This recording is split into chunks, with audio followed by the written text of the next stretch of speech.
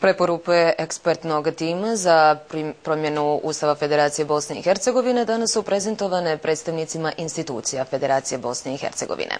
Ekspertni tim osmislio je 181 preporuku koje će, ukoliko budu primijenjene, osigurati funkcionalniji i racionalniji ustroj Federacije. Umjesto predsjedničkog imali bi parlamentarni sistem vlasti, a pozicija predsjednika i 2 potpredsjednika bila bi ukinuta. Predsjednik Federacije Bosne i Hercegovine bira se u federalnom parlamentu, ima jake ovlasti, a parlamentarci ga nakon izbora ne mogu smijeniti. Predviđenim izmjenama daju se veća ovlaštenja premijeru i vladi Federacije Bosne i Hercegovine.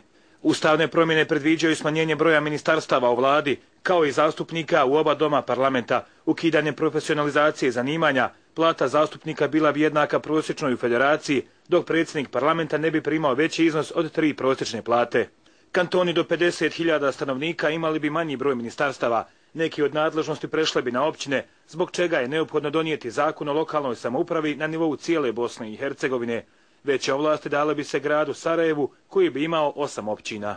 Zastupnici u parlamentu Federacije smatraju da se radi o do sada najboljim ustavnim rješenjima, koja neće doživjeti sudbinu aprilskog i butmirskog paketa izmjena.